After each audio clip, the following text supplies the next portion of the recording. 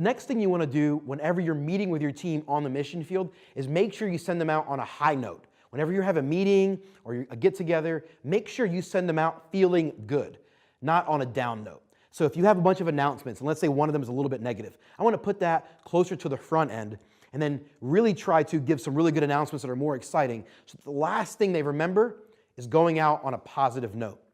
Another thing I love to do whenever my team is meeting together is I want to bring them in physically, sort of as a huddle, whether it's a dozen of them or 200 of them.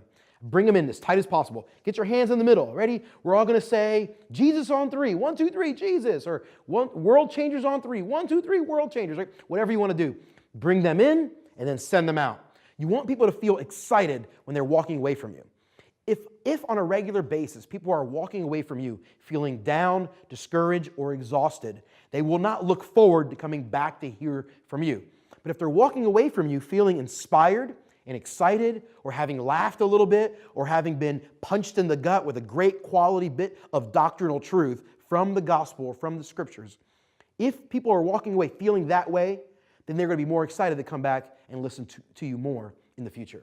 You want people going out on a high note. Really, really important. The next thing you want to be doing when you are on the mission field is make sure that you are coaching your people individually to have and build quality interactions, conversations, and engagement with the people we came to minister to.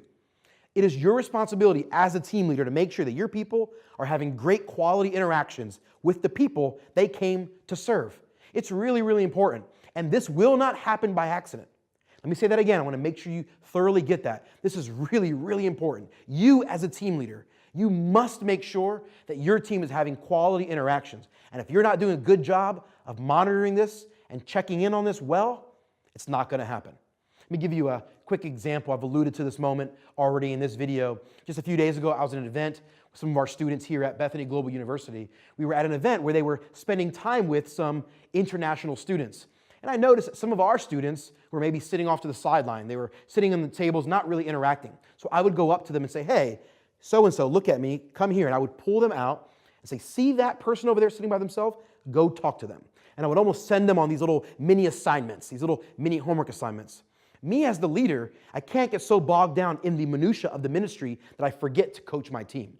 So sometimes a lot of team leaders, they love mission so much and they love sharing the gospel that they end up having this great 40-minute conversation with someone about the gospel. Meanwhile, 10 of their team members are sitting on the sideline not sure what to do. It is better for you not to engage in that ministry conversation and ensure that your people are fully engaged. Now, I know that some of you, when you hear that, are a little bit offended or you disagree. Some of you may say, no, the leader's got to be setting the example. You got to be the model one. You got to be the one, get in there first. And I think there's some merit to that. However, people don't know how to follow, even if you set a great example. People need clear articulation. So typically what I like to do is be the first one to jump in, nominally jump back out, scan the audience, scan what's going on, send my people on little mini homework assignments, make sure they're fully engaged, and then I can jump into a conversation and have a great gospel conversation with someone. And then maybe I can jump back out of that and again, examine my team. So frequently when I've been training other leaders on the mission field to be short-term mission trip leaders, I'll walk up to a ministry site or to a particular activity and I'll notice the team leader is fully engaged in ministry and about half the team or maybe 2/3 of the team is fully engaged. And then there's a few people kind of just straggling off to the sides. Or maybe they're standing next to someone who's fully engaged, but they're not engaged themselves. Again, at the same event that happened, there was a particular young lady of one of our students who was sitting at a table having a great conversation with an international student. And beside her was one of our students just sitting there, not really fully engaged. So I came up alongside of them and kind of just listened a little bit. I realized this student wasn't fully engaged. So I pulled her aside very discreetly again so that there's not any awkwardness and just said, hey, I noticed you're not really fully engaged. And then she said, well, so-and-so is doing all the talking. I said, well, great. Let's find someone else you can talk to. And I pulled her aside and said, hey, how about that person over there who doesn't have someone from our team talking to them? And she went over and she ends up having this incredible conversation with this woman. In fact, she was posting all over Snapchat about this conversation she had with this woman. It was really exciting for me as a leader to watch my ability to observe the team, be a thermostat, and then guide her in that moment. You as a team leader need to recognize no one's going to realize you did it. You're not going to get any credit for that. She's going to get all the credit. Isn't that exciting? As a team leader, you have the opportunity to get your people to fully engage with the people that they came to serve and minister to in the first place. If your people leave moments or activities without having had quality interaction or conversations, friend, it's your fault. I want to challenge you. I want to encourage you. Do whatever it takes to step in and coach your people well in these sorts of moments. In addition to that, if you feel like all of your ministry schedule never ensures quality conversation or engagement with people, I would love to encourage you to go see your contact and say, hey, can we do something where our people can engage? Let's say you're on a mission trip that is mostly construction-based. That's totally cool. There's some great mission trip opportunities in that regard. But if your people go overseas and they're building a house and they never talk to the person or the types of people that they're there to serve, I think you're missing something. So what I would do in those moments is say, okay, we're going to build houses during the day, and at nighttime after dinner, we're going to go out in the town, and we're going to walk around the mall and go talk to people. Whether we're sharing the gospel or not, that's okay. If opportunities come up, absolutely. But we just want our people to engage and have conversation. It will be very life-giving to your people. Even to the ones that are very introverted and are nervous about it, if you encourage them and help them through the process. Maybe you take them alongside with you and you bring them into a conversation that you're having and you're coaching them through that. If you are helping your people have those kind of conversations, quality interactions with the people of the country they are in, you will find your people being much more inspired and much more motivated to do ministry. In addition to that, in my opinion, if you go to another country and you don't get to hang out with the people that much, that's just kind of boring.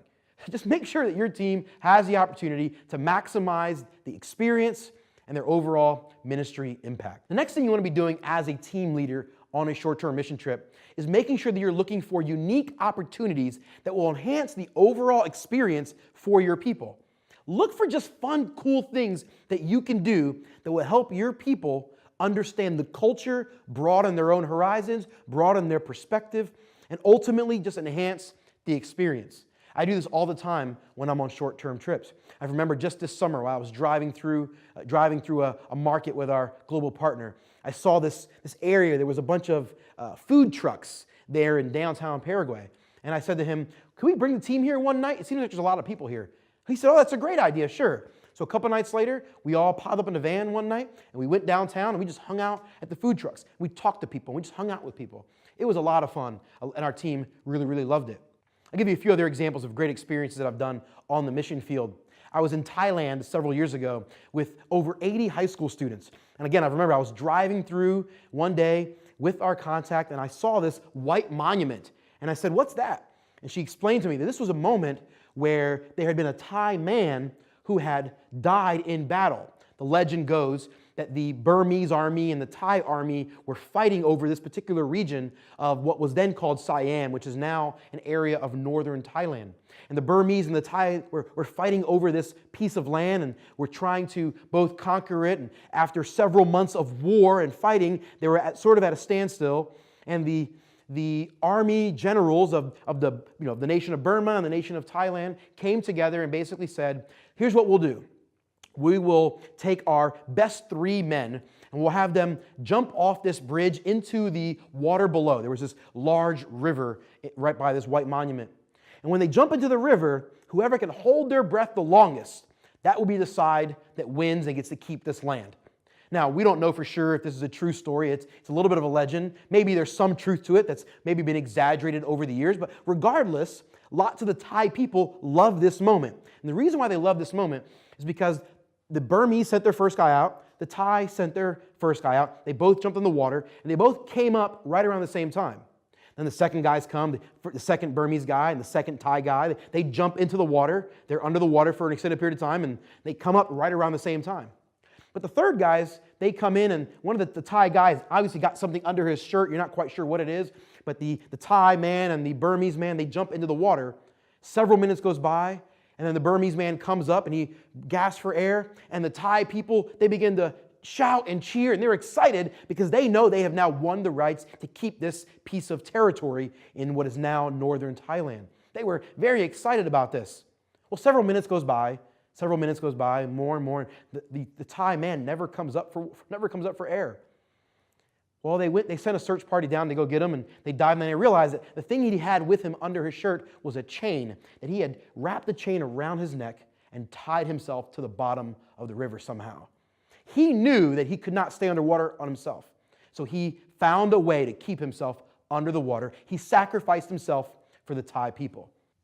I remember hearing that story and thinking to myself, wow, what an incredible piece of Thai history. I want my team to experience and hear that. So 2 days later, we loaded everyone up in vans and trucks and cars, 80 high school students. It wasn't easy, but we made it happen. We loaded everyone up and we transported everyone several miles down the road to where this white monument was. And we unloaded the vehicles and I pulled them all in, and I had our contact share that story about the Thai man who had tied himself to the bottom of the river. And then I got up and began to talk about Thai culture and Thai history, the things that I had learned about. And I began to say, what an amazing story. I began to challenge our team to think about how they could do this in their own life. How could you possibly ensure that you are committed to the cause? That Thai man who drowned that day and sacrificed himself for the rest of the Thai people, he was in essence making sure he was committed to the mission. He sacrificed of himself to make sure that the task got complete. And I challenged my team that day.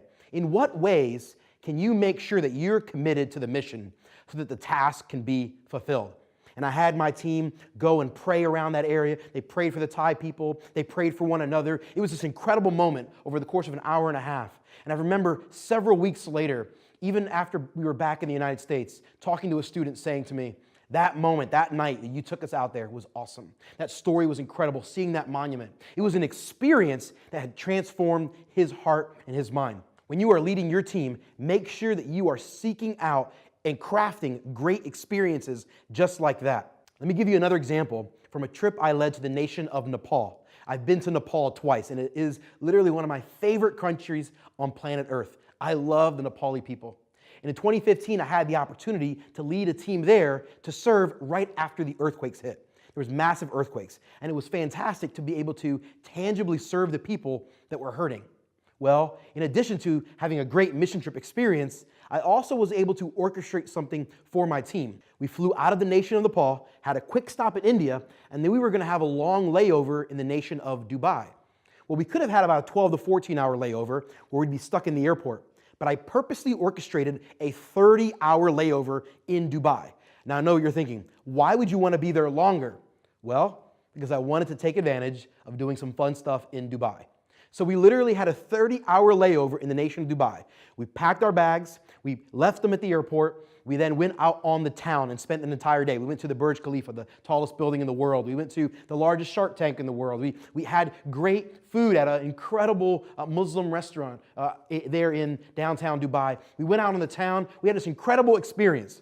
Imagine that. You're going on a mission trip for 2.5 weeks to Nepal, and on the way back, your team leader says, surprise, you get to spend the whole day in Dubai, and we've already budgeted for it. Don't worry. We've already bought the tickets. You're going to do lots of fun stuff. And it was an incredibly fun, enlightening, educational experience for our team. They absolutely loved it.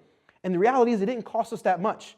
You know, it cost the whole trip about $3,000. We were able to budget about $200 a person, about $180, $85 a person or so. And the reality is we weren't spending anything to get there. We were already there. We just picked a flight that was going to be a little bit longer. We orchestrated an event that would be an incredible experience for the team. Now, you don't have to do something that grand, obviously. That's not something you're going to be able to do in most cases. But you want to be looking for opportunities to make the experience awesome.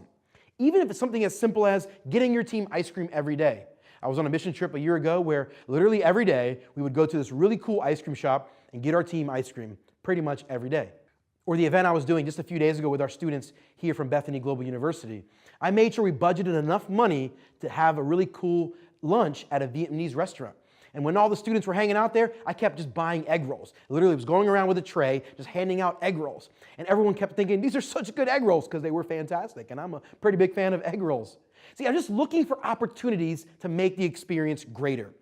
Take your budget, take your schedule, take the resources you have, and orchestrate it and craft it in such a way that you can offer your people a great experience. Look for things to do. Look for activities and experiences to add so that your team will walk away having had a great experience.